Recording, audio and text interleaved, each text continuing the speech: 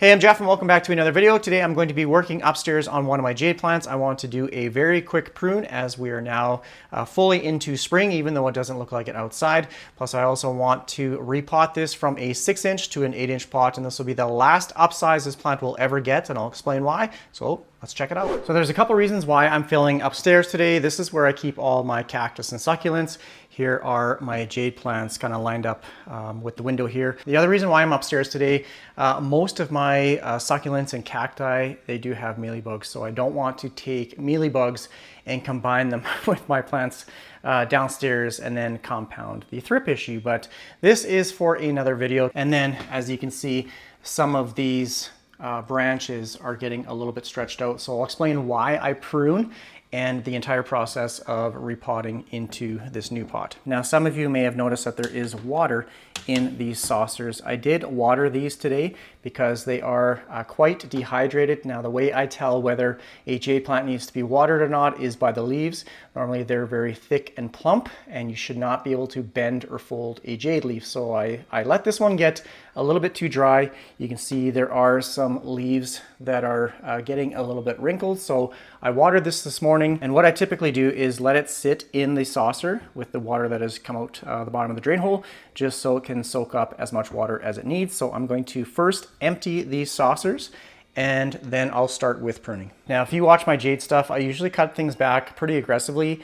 I should preface this with saying you don't actually need to prune a jade. The reason why I do is I like to keep the canopy nice and dense, so very compact. I try and avoid these long stretched out branches just because I don't like the way it looks. This is one of my jades that I pruned last year, and you can see it's a more balanced canopy structure. So this one will get a prune at some point as well, just cutting back maybe the tips of the leaves here just so I can promote further branching. Now, the other reason why you might want to prune is if you have an out of control plant and all the branches are sagging just due to the weight, you can cut those back, and over time with the weight reduction, the stem should go back vertical instead of drooping over, and also runs the risk of snapping those branches, which they do in their natural habitat. As they get heavy, they snap off, land on the ground, and that's how they self-propagate. The first few times that I prune a jade plant, it's absolutely terrifying. So if you're not comfortable with doing a very hard prune, what I recommend is taking like one section of the stem, maybe not an obvious branch, maybe one that's a little tucked in, and just give it a quick little prune, and then just watch how it responds over time, and that will give you the confidence to prune again. So what I like to do with these ones, like my other jades here, same with the golem jade, I usually let one branch grow 2 or 3 nodes, and then I'll cut it. And then that branch will grow 2 or 3 nodes, and then I'll cut it. And I'll keep repeating that process just so the plant remains in kind of a smaller tree-like form. Now that kind of leads me into the reason why I'm only going to be upsizing this from the 6-inch to 8-inch pot. Now with time, you can continuously upsize a pot or a plant as it outgrows it, but just because I have limited space, I like to keep my plants small so that I can manage the size over time. So what I've done in the past, I take it out of the pot, look at the roots, I do a pretty significant root prune just because it does get root bound. So I have my little root rake, I scrape away at some of the roots, and I reduce that root ball to a manageable size. I put it back in the same pot, and I give it fresh soil or fresh medium, whatever it is that you use. Now I want to show this one as a reference. You can see the leaves are fairly small when compared to this plant right here. Now, all of these cuttings in this pot and this plant came from the same mother plants. They are the exact same type of jade. Now, the reason why these leaves are so much smaller is because I keep it in a small pot. And there are obviously multiple stems in there, so it restricts its growth, not only in size, but also the rate of growth. So having a plant in a smaller pot is going to slow down its growth, and it's going to limit its growth. So obviously this is a single cutting in a larger pot, and you're gonna get the larger leaves. So I hope that makes a little bit of sense, and that's why I don't keep upsizing my plants, because I don't have a ton of room. Like if I had this jade plant in, you know, like a 12-inch or 14-inch pot, or, you know, 10-inch, then it's just going to grow that size. And I just unfortunately don't have the space for it. So this is kind of what I'm limited to right here. So this is my south-facing window. Here is my plant shelf with some orchids. I do have a bunch of cacti and stuff here as well. So this is what I'm limited to, and that's the reason why I limit the pot size for my jades and succulents. Now, as we are coming into spring, this is the perfect time to start pruning your plants, just because the days are longer, the sun is more intense. It's quite an overcast day today, but the plant is starting to come out of dormancy, winter dormancy. Over winter, it's probably either no growth or very slow growth. So now is the perfect time to prune your plants, even before you take them outside, which I will be doing, I guess, when the temperatures get a little bit more comfortable at night. As you can see, I've pruned this one quite aggressively in the past. So there's 2 or 3 nodes here, but as you can see with this one, the leaves have pretty much fallen off. So I guess I should start with sanitizing my pruning shears. I'm going to start with this one right here. Now, just because there are no leaves on these lower ones, I'm going to go in between 2 nodes, closer to the bottom node, and I'm just going to snip that off like that. And then same thing with this one up here. I might go a little bit higher, just so each stem is not the same length. I want a little bit of inconsistency, so maybe something like that. So I'm going to leave it as 1, 2. This is the second node, and I'm going to cut that off like that. This one I might go actually a little bit lower, something like that. Now this looks quite disturbing, and I'll explain what I found out.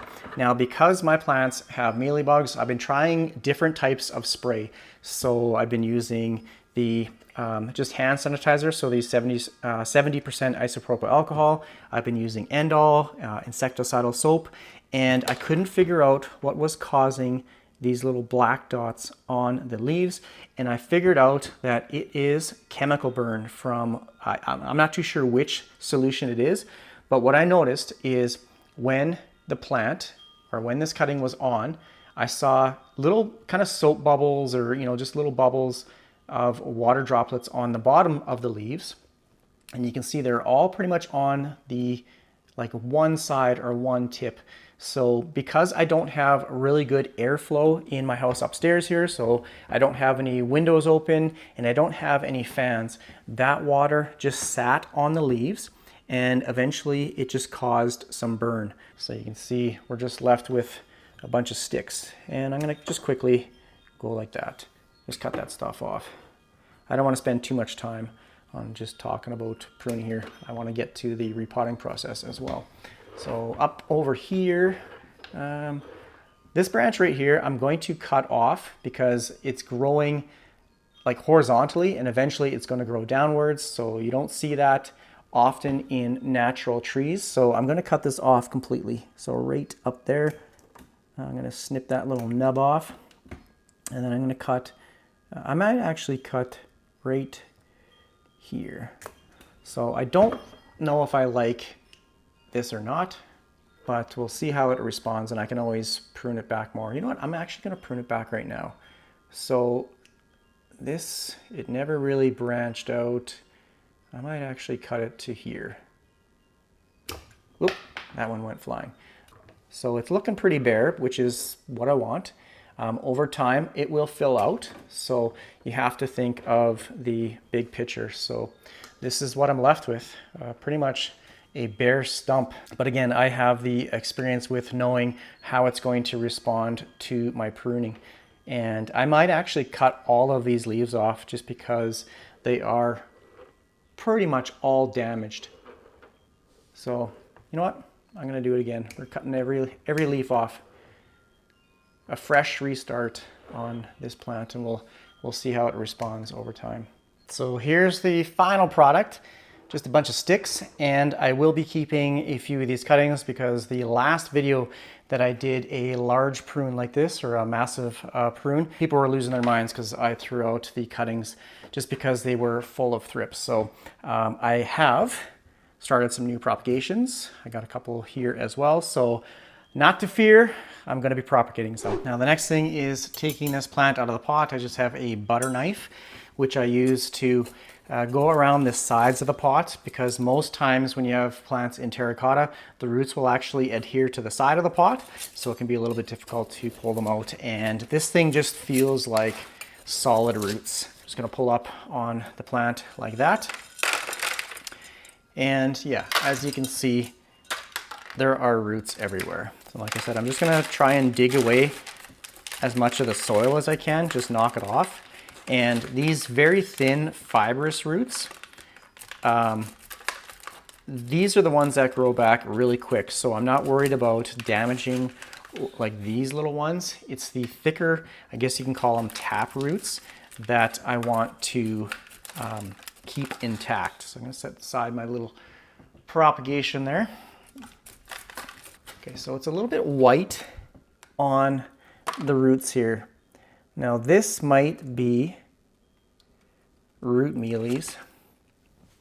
So I've never experienced root mealies before, so I don't know if this is mealy bugs or if it's some sort of just like fungal, like a mold or yeah, something like that. Not too sure. I'm looking for mealy bugs. So mealy bugs are typically white, but I don't see the classic bug formation.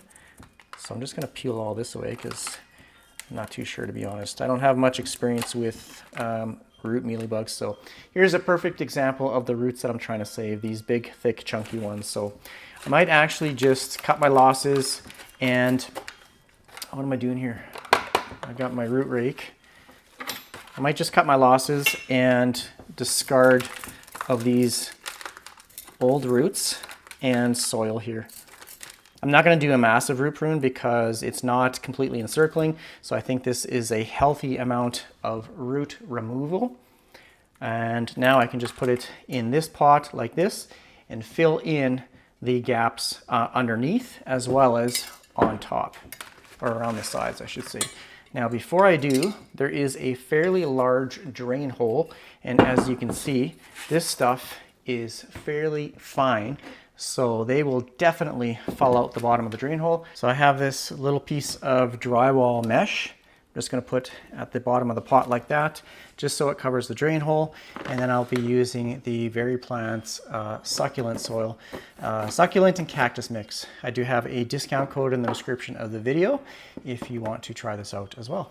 So now all I'm going to do is just fill up the pot, just the bottom of the pot, and then I'll start sizing up the plant. Now I have it at a level that I want, and now I just fill in the sides, making sure that this thing doesn't flop over. Just evenly distribute that. You can use your pencil to just kind of poke it around, making sure the plant remains upright, so straight like that. Now I'm keeping everything at the same level as it was before. So you can see there's the top of the plant, and I'm just packing all that down. So the nice thing about this type of soil compared to your regular like peat-based succulent and cactus mix is this stuff won't compact over time.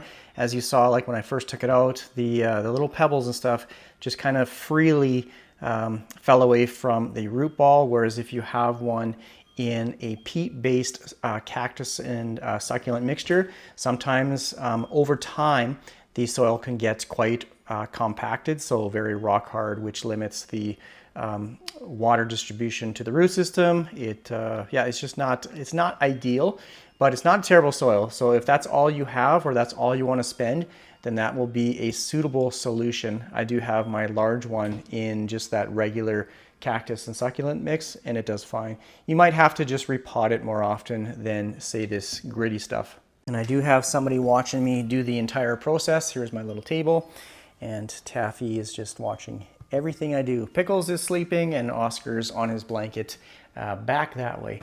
But now I just have to clean up my mess here.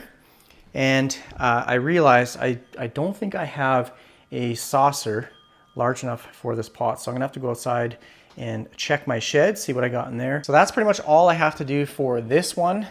And it'll probably be good for the next couple years.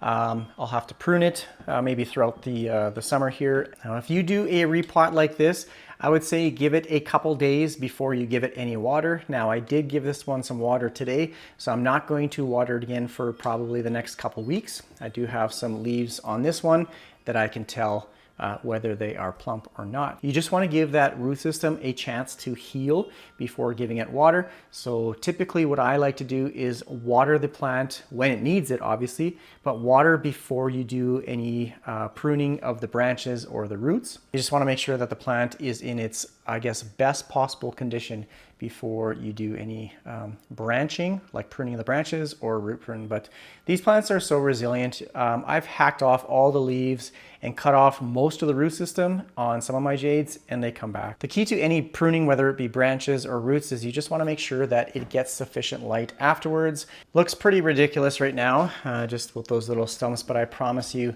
that even with an aggressive prune like this, it will recover and it'll start to look like something like this over time. So I think that's going to be pretty much it for this video. I hope it helps you understand a little bit better of my thought process when it comes to hard prunes as well as root prunes with my jade plants. So if you have any comments or questions, please leave it down below in the comment section. Otherwise, thanks for watching all my videos. Take care, everyone. Bye.